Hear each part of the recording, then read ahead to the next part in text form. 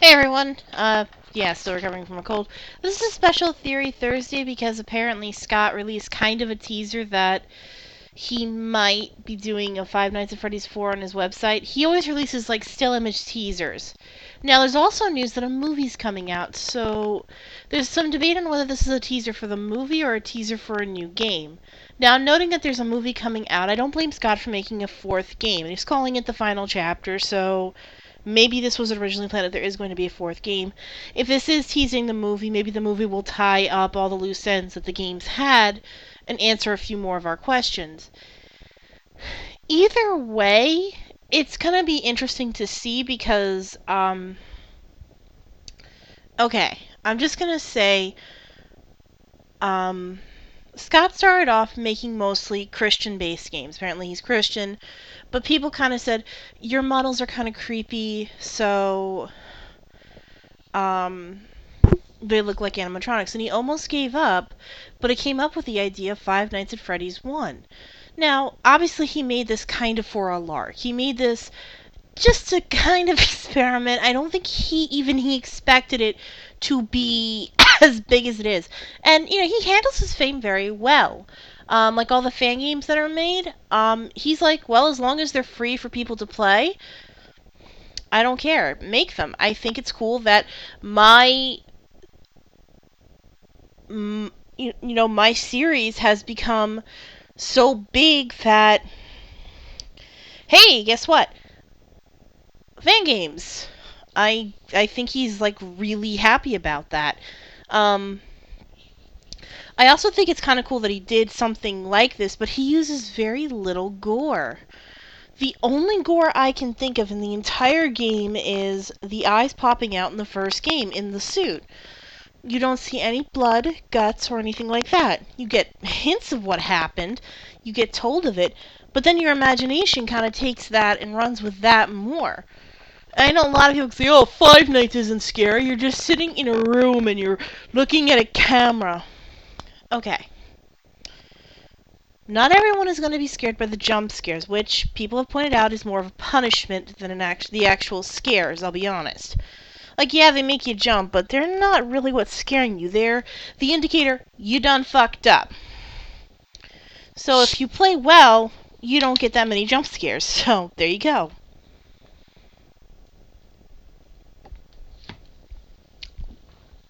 Still kind of recovering from a cold, I apologize. Excuse me. But here's the interesting thing. The scares are more effective. Well, I guess after a while it does get boring if you get frustrated on some of the harder levels, which does happen, and let's face it, that happens with any game, even games like Silent Hill. By the way, yeah, I heard about Silent Hills getting canceled. That was a really dumb move on Konami's part, but I can kind of understand it too, in that one of the directors did leave, and well, that kind of means that the director that was going to be working on it, they probably didn't want to release it without his input. So I think that's kind of probably why they canceled it. Which is kind of sad because PT was pretty amazing. Anyway, back to the topic on hand. The reason Five Nights is scary to some isn't because of the jump scares. Yeah, I know. The thing the series is the most famous for isn't what I'm saying is scary about it. Picture it like this. You're in a dark, semi-dilapidated place that has a semi-bad reputation thanks to urban legends. So already this place has a shadow of, bad shit goes down here, even though it has the innocent veneer. And you're the only living thing there, and I stress living here. So you're literally the only thing that's alive sitting there. All you have is your doors, and in two of the games you can't even close them, so you have no real protection. Your cameras to see where everything is, and whatever little defenses you have if somebody starts skulking around. You're clearly not armed. You're probably not even a trained security guard. You're probably just some schlub who saw this ad that says no experience necessary, thought easy money, and went for the job. I'm pretty sure that's why the people who took the jobs. They needed the cash. And they probably got a rudimentary training of this is how you poke the camera. That's it. They didn't get any other training. And all the other training is from a faceless dude on the other end of the line that you don't know and you don't know you can trust. And you never meet this one in person. In fact, it's indicated in the first game that this person died. And in the third game, you only hear old voice recordings, so he's of no help at all, because the one you normally would talk to disappears. Either his disappearance is weird, I'll go into it like in a separate theory, but let's just say either he got killed by Springtrap, or he was busy with his friends.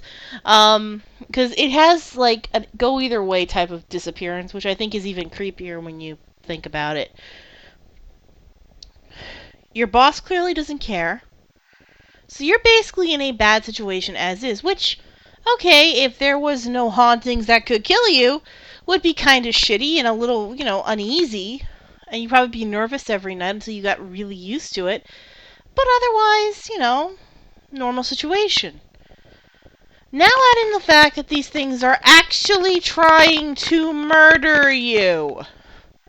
These 4 creepy-looking animatronics, or 1 creepy-looking stoned animatronic, or 11 creepy-looking animatronics, depending on the game. So basically, you've got at least one thing that's out for your blood. And you are sitting there, and you know you can't move around the restaurant, because if you do that, you'll be a sitting duck for these things because you'll have no way to defend yourself. Which means you better have a pee in the cup thing. So, okay, you're in a room that, for your own safety, you cannot leave. Not even for the normal security guard patrols. You have no weaponry. You have no real defense except the minuscule thing you have to protect yourself. Be it a distraction, a disguise, or a door. You may have limited power or unreliable equipment in the form of a battery, a shitty generator, or faulty computers. Again, obviously it's depending on the game. So that means the equipment's working against you, you have no protection, and one little fuck up and you're dead.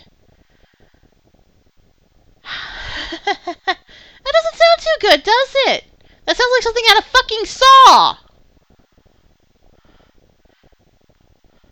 Now, add to the fact that you're not even allowed to damage these things.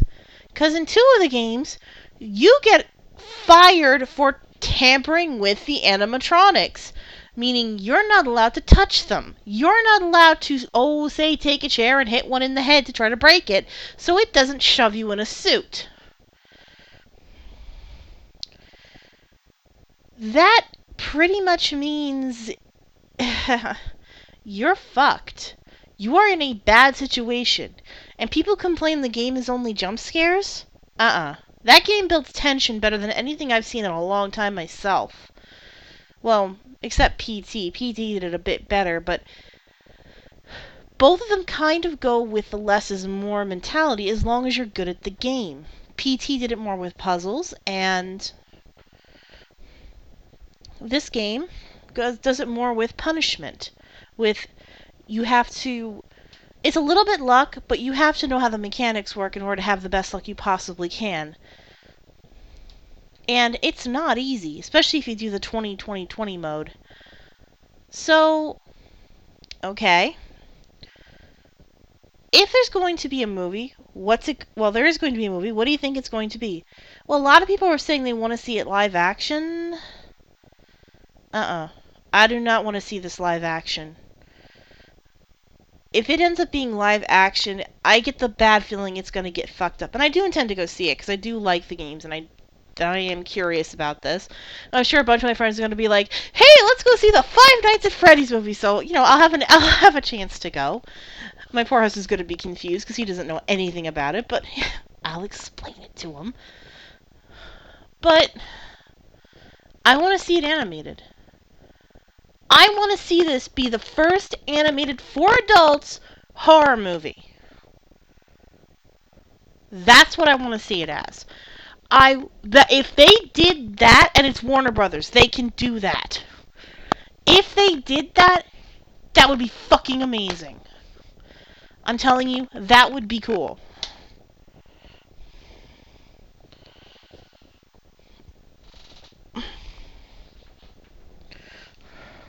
As for a game, well, Scott could go one of two ways.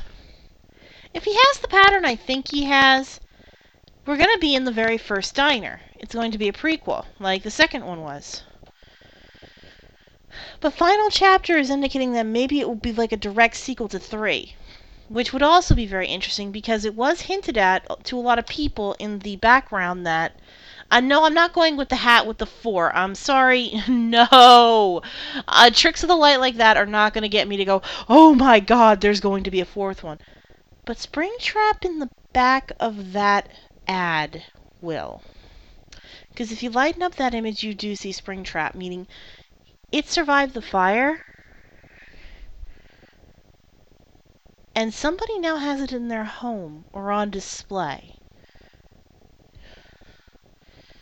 That's not something I'd want. Now,